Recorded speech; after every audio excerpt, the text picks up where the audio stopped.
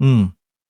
Anyway, alisin ko na ho mga kababayan, 'di ba? Tanggalin ko na ho mga bossing. Ngayon, pumunta tayo, mamaya na si Bato de la Rosa, no? Puntahan muna natin eto si Saldico mga bossing.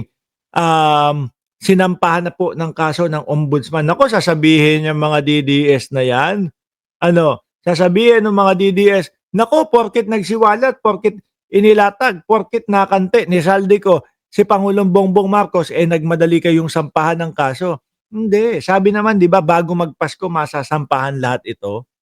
Saldico, sinampahan na ng mga kaso ng ombudsman. Dating ako, Bicol Party List, lang yato si Saldico, parang abnormal na dito, parang mongoloid na dito.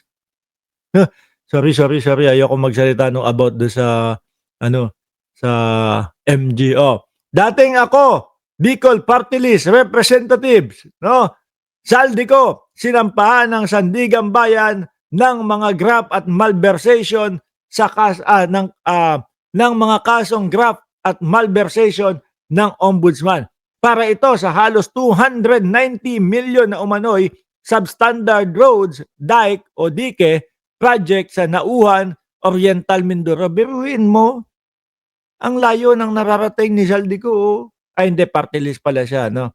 Hindi pala siya yung congressman na ibinoto doon sa kanilang distrito. Party list, oh. Para sa, bukod kay Ko, kinasuhan din ang taga-DPWH Region 4B, Sunwest Incorporator, which is, yun po yung, construction company ni Saldico na sinasabi na, ano daw ho, mga bossing, deny best na daw po, inilipat na sa iba simula nung nanalo si Saldico bilang maging kongresista ng party list o ako Bicol Party List. Kinukuha pa ng GMA, Integrated News, ang panig ni Ko, iba pa. Hindi nga makaharap yung gunggong na yan eh. Ano ginawa? Nag-record lang. Pagkatapos yung mag-record, sasabihin, ang gustong mangyari, yun na agad. Ang gustong mangyari, paniwalaan na agad nila. Kaso wala ho. Sablay, mga kababayan. Sablay na sablay, mga bossing. Sabi ni Suled, nag-like ako. Di naman ako binati. Binati kita kanina eh. Sabi ko pa nga, nandito na si Suled. Isang banat niya. Isang Suled yan. Green na heart. No? Tapos kamao. Tapos Suled. Nakakalimutan na natin yon ha. Yan ho ang mga latest news dito kay Saldico, mga bossing. Biruin mo. 3 days lang pinag-usapan yung Saldico. Paano ba naman kasi? Biglang umentra agad si Manang Amy. Biglang nakihalo agad si Manang Amy. No? At syempre, mga bossing, basang-basa na nila. Basang-basa na ho nila, mga kababayan, yung mga galawan. At basang-basa na nila na yung sinabi ni Saldico, mga boss, chief amo, sir, wala. Hindi naging epektibo sa mamamayang Pilipino. Hindi naantig ang mga kasundaluhan, ang mga militar, ang AFP. Tingin ko naman ho, mga kababayan, yang talaga ang hinihintay nila eh. Yan ho ang hinihintay nila, ang pagsali sa kanila o ang pagsama sa kanila ng Armed Forces of the Philippines ho, mga bossing. Kaso wala. General Bronner, matatag para sa konstitusyon ng Pilipinas, matatag para sa gobyerno ng Pilipinas. Di po ba?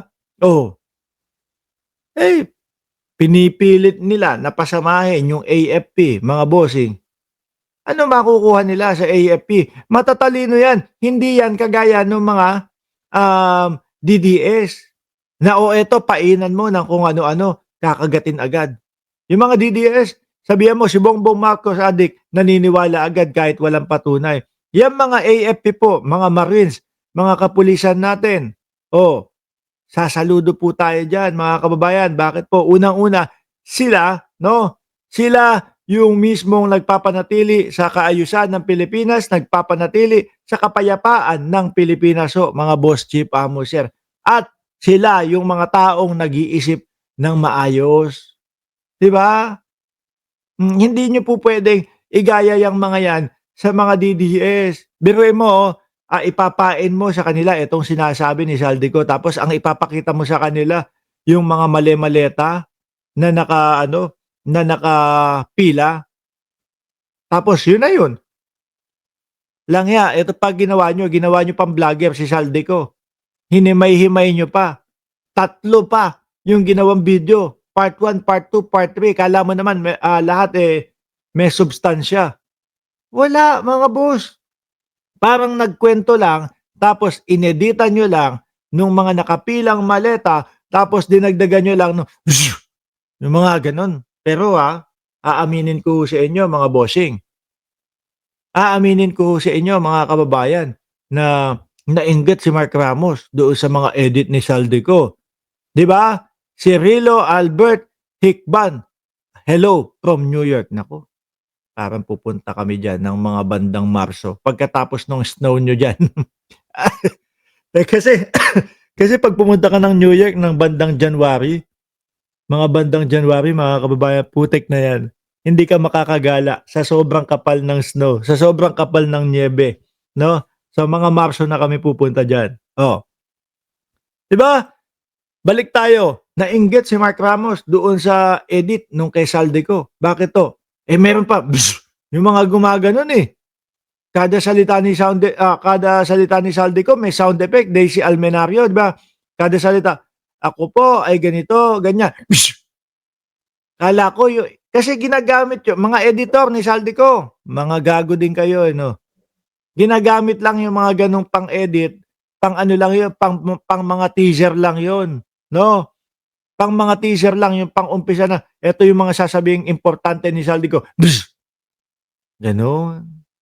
Anyway, alisin na natin 'to si Saldico, tayo na lang yata ang nagta-topic dito sa gunggong na 'to. Umuwi ka na, may kaso ka na, 'no? At malapit nang makansela yung iyong pasaporte, 'di ba? Oh, Ferdinand Cortal, parang kamukha ni Manang Aimee, si Norman Mangusi, grabe ka naman. Ay naku. Anyway yun, nasaan ba tayo? Naku eto, mga DDS, alam ko, masakit para sa inyo yung makakapanood, makakabasa nung mga ganitong balita. Masakit 'to sa mga DDS na makakabasa nung mga ganitong balita. Bakit 'to? Statement of the Visayan Bloc in support of President Ferdinand Marcos Jr. Lagi yung sinasabi niyang mga yan, yung mga DDS, mahilig ho silang magsabi na, dito, kaming mga Bisaya, suporta namin si Pangulong Bongbong Marcos. Huwag niyong nilalahat, no? Huwag niyong nilalahat dahil mas marami ang actually, mas marami nga ang nakasuporta mga kabisayaan po kay Pangulong Bongbong Marcos eh. Yun na lang sa ano, yun na lang trahedya doon sa Cebu, 'di ba? Nasaan yung Inday Sara ninyo? Hmm.